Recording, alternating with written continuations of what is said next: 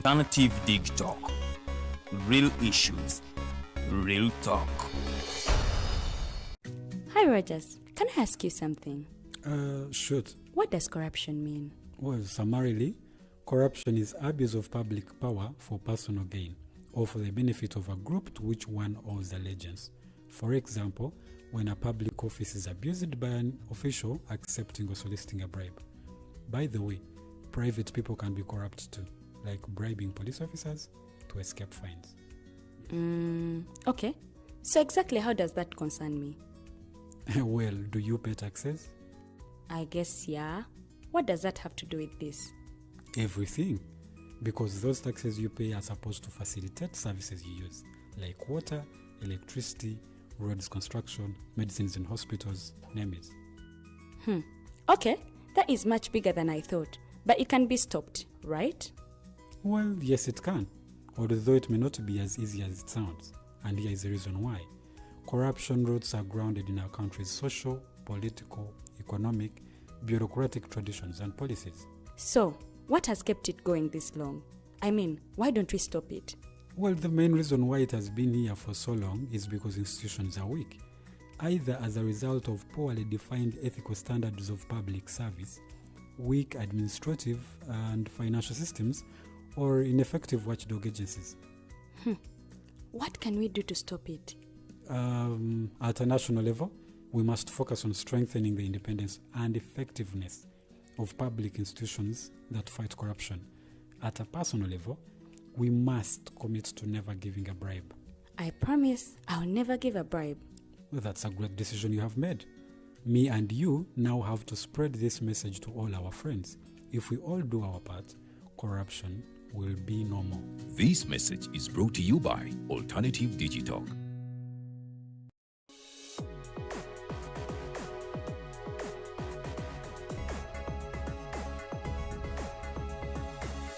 The Alternative Dig Talk. Real issues, real talk.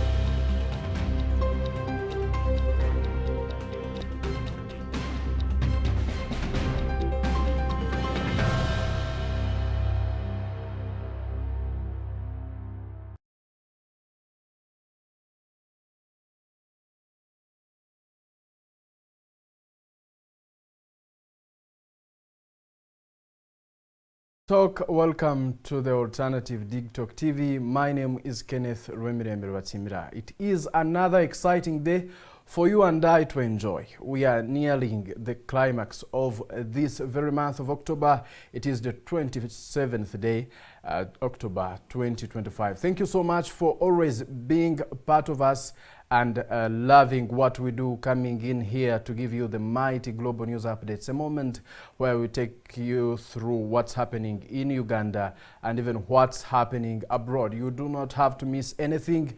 All you need to do is just tap that subscribe button and join us. Be part of this mighty family that is trusted by tens of thousands of people across all social media platforms, including Facebook, YouTube, and many other platforms. All you need to do is just type in our social media handle, that is at the Alternative Dig Talk. You'll be getting us live. You'll be getting the best information. Information I always tell you that you can rely on to make an informed decision. And that's our goal, to make sure that we are ambassadors of that great change we want to see in society. It is a fresh morning here in Uganda's capital, Kampala. Thanks for watching us from wherever you are. And we are now delving deeper into stories that are shaping conversations this morning. We have a lot of stories, including the story of Honorable Robert Kyagulanyi Sentamu, the NUP's presidential flag bearer, who is expected to be in Lira today to hold his campaign today in Lira, and among other stories. We thank you so much, and we believe you're just there. And now I start officially with the story of Lubaga. Yesterday, Lubaga Cathedral was commemorating 100 years since consecration, and top government officials were there The event started with tight security. The security was really tight because they were expecting some top officials from the government. The cathedral was beautifully decorated, as you can see.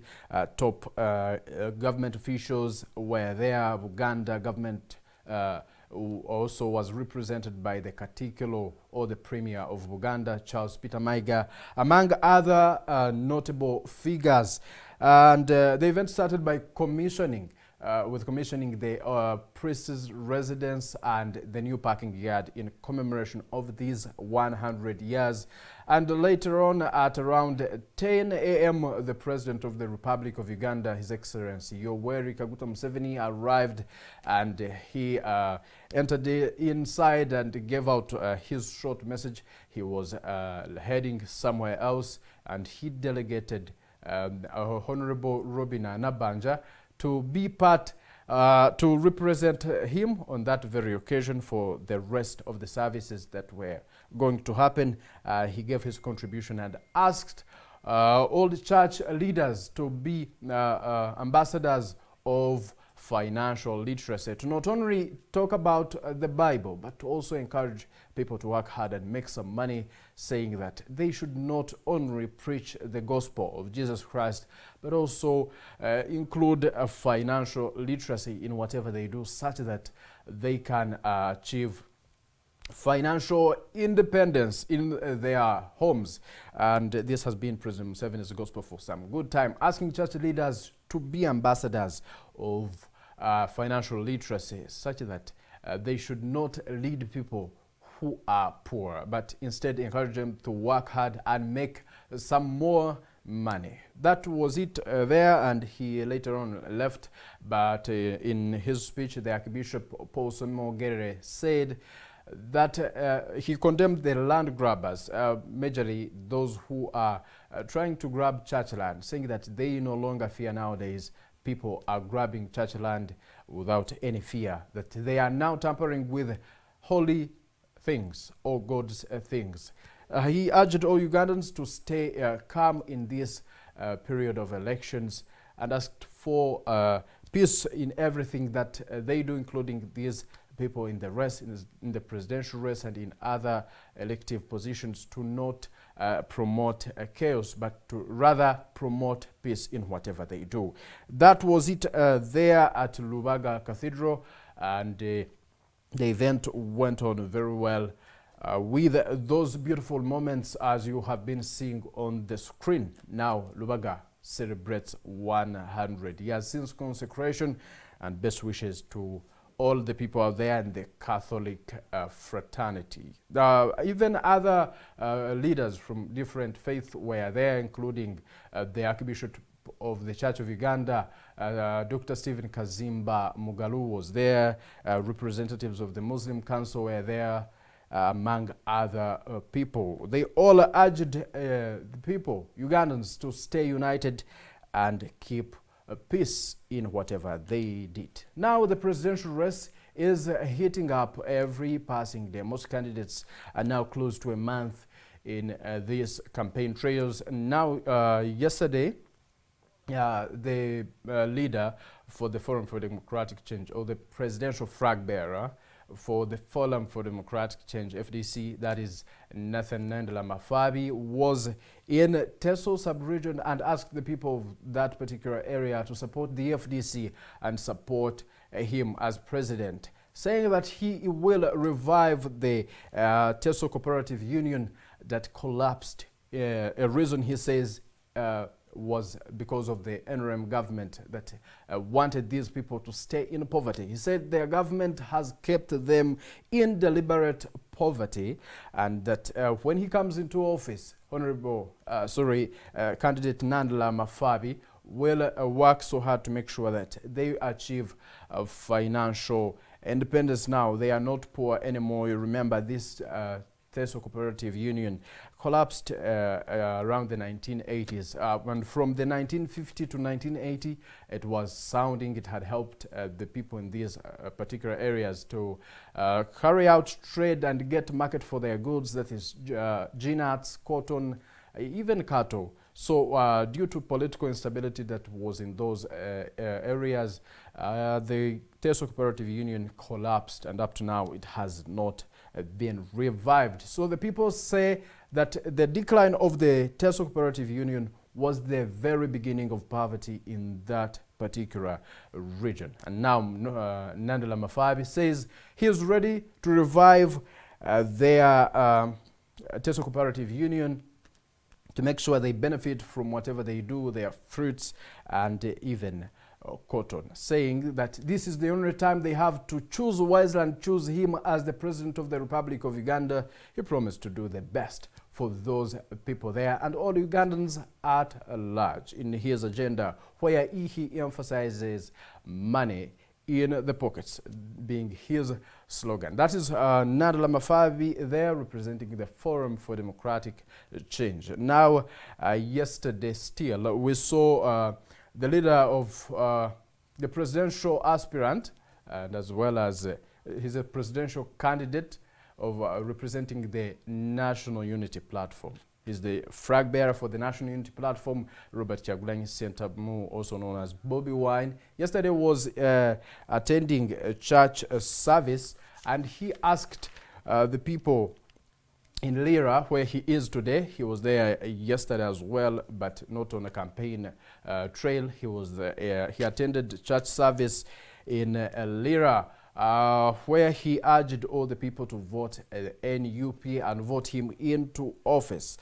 It was a very special moment, as you are seeing on that screen. The church, now the people in Buganda were the ones who led the mass in that church, marking a special event, being a northern region, now seeing people from Central leading mass in Luganda songs was a special moment.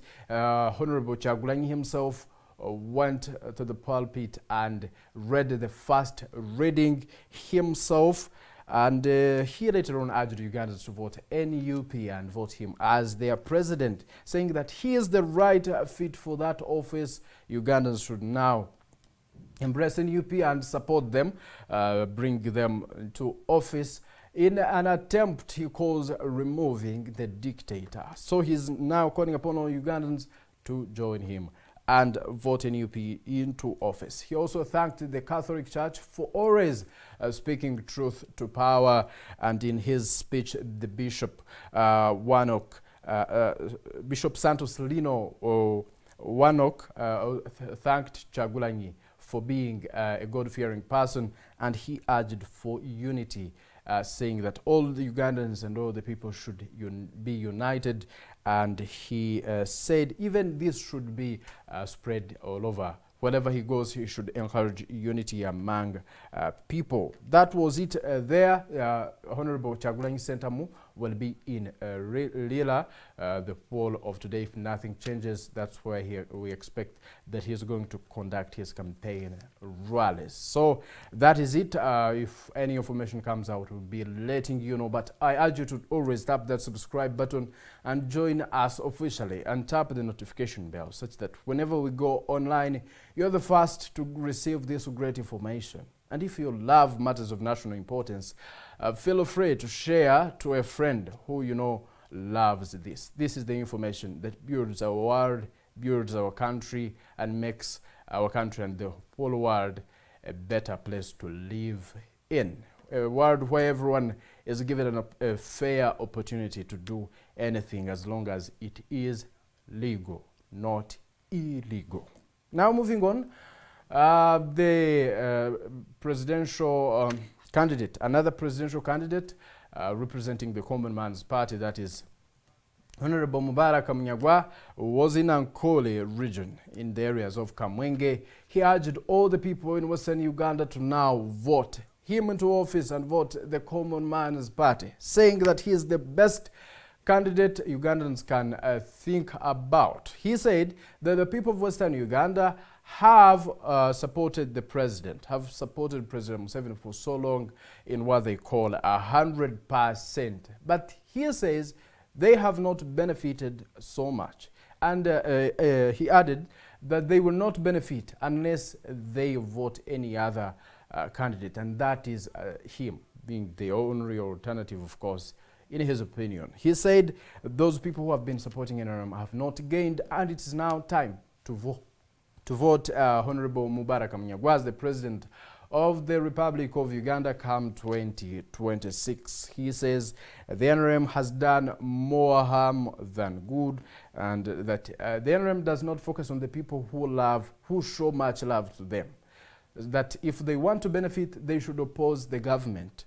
If they oppose the government, that's when they benefit.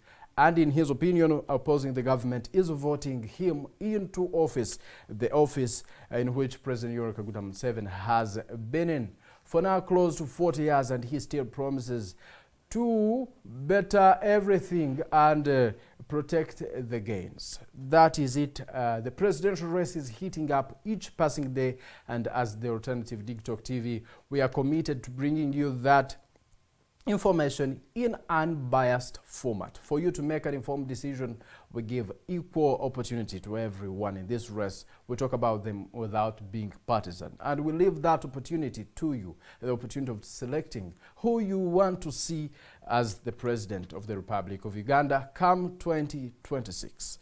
Now, General Gregory Mugisha Muntoyera was also in Western Uganda as well, in Kamwenge and Kyagulanyi. He promised a corrupt-free country, saying that Uganda's major problem has been corruption, and that the sitting government, the current government, the NRM government, will not solve that, and that it is the Alliance for National Transformation to solve such issues. If they vote him into office, he's ready to change the narrative and make Uganda a corrupt-free country. Every presidential candidate is trying to converse the country, trying to garner support that will make them Uganda's next president. And we wish all the best to all the people in this race, and we leave the decision to you. It's you and I to make a decision on who should be the right leader, and that will be done on the ballot. So if that time comes, we urge you to turn up in large numbers and vote who you think will be the right person, not because they have given you something, but because you see they have great vision for this motherland Uganda. We remember we have one Uganda, we do not have any other country. Now lastly, the persons of short stature yesterday were celebrating their day, and the whole world was celebrating with them.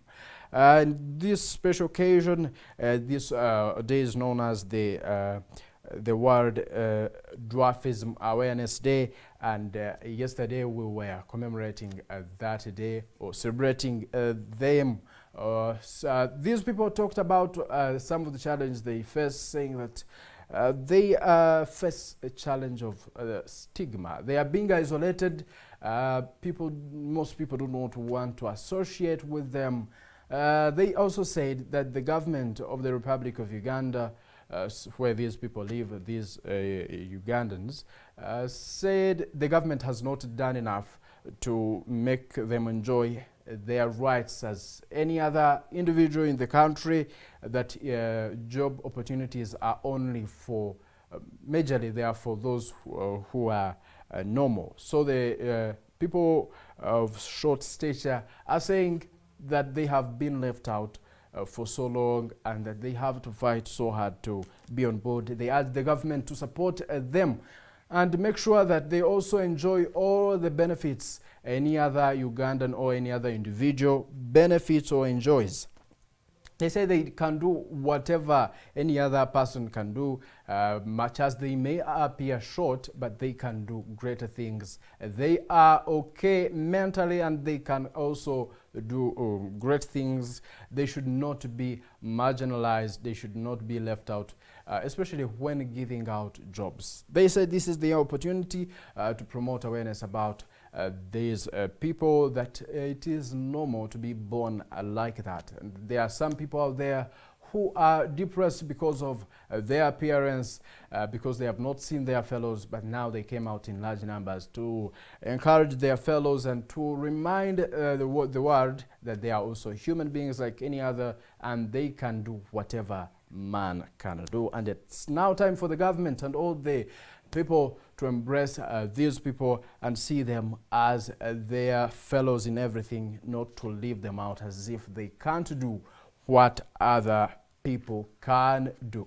This marks the end of the mighty global news updates. It's always a very special moment coming to your screen and bringing you these updates, making sure you make an informed decision after knowing what's happening in the country. This is the Mighty Drive, running from Monday to Friday, 8 a.m. to 10 a.m. We're always here, but for the mighty global news updates, allow me to stop here. I'm Kenneth Rwemirembe. The Mighty Drive continues.